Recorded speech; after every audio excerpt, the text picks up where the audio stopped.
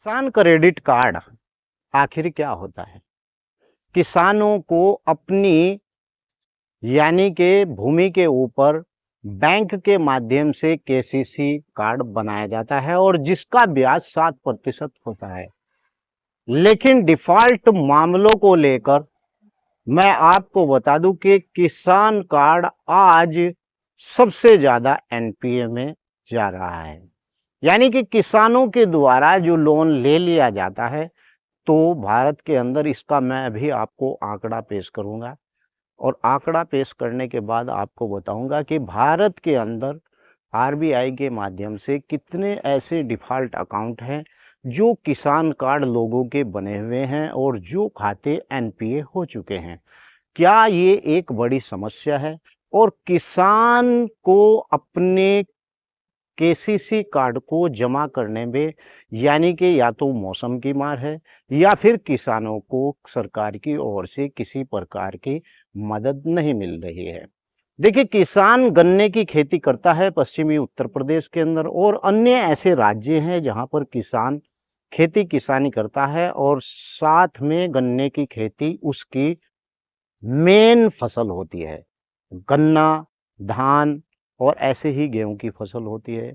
जिसे देखकर यानी कि अगर आपके पास भी 1 हेक्टेयर भूमि है या आपके पास 2 एकड़ भूमि है या 1 एकड़ भूमि है, तो भारत के अंदर सभी किसानों के माध्यम से सभी किसानों के द्वारा इस प्रकार के किसान कार्ड केसीसी लोन बनवाए हुए होते हैं। अब किसान के साथ क्या प्रॉब्लम होती है कि जब किसान क्रेडिट कार्ड बनवा लेता है, तो मात्र 7% के ब्याज होने के बावजूद भी वो किसान अपना खाते के अंदर उस साल भर के अंदर उस केसीसी को रिन्यू नहीं करवा पाता है। देखिए, मैं आपको बता दूं कि किसान के पास ऐसे बहुत से खर्चे होते हैं या ये जो लोन होता है ये फसली लोन होता है और फसली लोन का यही मामला होता है कि मान लीजिए अगर किसी किसान के द्वारा कहीं गन्ने की खेती बुआई की हुई है और उसके आधार पर उसने किसान कार्ड बनवाया है, तो वहां पर अगर मौसम की मार पड़ जाती है तो ऐसे में किसान को एक बहुत बड़ी गंभीर समस्या पैदा हो जाती है। और यही एक कारण होता है क्योंकि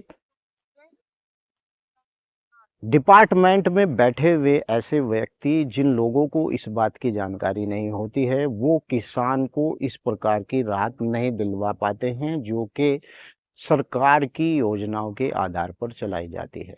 दूसरी बात यह है कि किसान के ऊपर कोई भी सरकार ध्यान नहीं देती है और ये आज से नहीं, ब्रिटिश हुकूमत से लेकर आज तक किसानों के साथ आज भी दुर्व्यवहार हो रहा है। ब्रिटिश हुकूमत के दौरान यानी किसान की जो खेती या उपज होती थी उससे ही यानी कि किसान को सरकार चलाई जाती थी ब्रिटिश हुकूमत और किसान के ऊपर सबसे ज़्यादा दारोमदार होता था।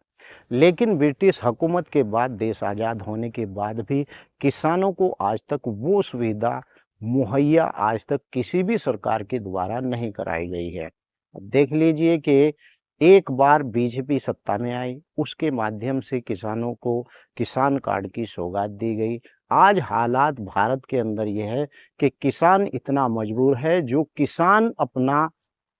खाते के अंदर यानी किसान केसीसी कार्ड भी जमा नहीं करवा पा रहा है और इसका सबसे बड़ा यही एक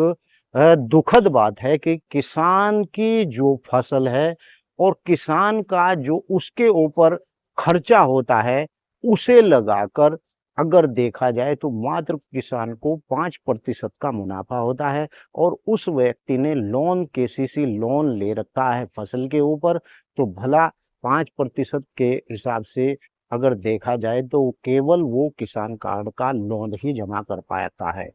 लेकिन किसान के साथ बहुत ज़्यादा मजबूरी होती है और किसान इस लोन को सही समय पर नहीं जमा करवा पाता है। यही कारण होता है कि भारत के अंदर अगर देखा जाए तो सबसे ज़्यादा एनपीए आपको किसान कार्ड के केसीसी लोन का ही मिलेगा और मेरी सरकार से आग्रह है कि अगर किसान का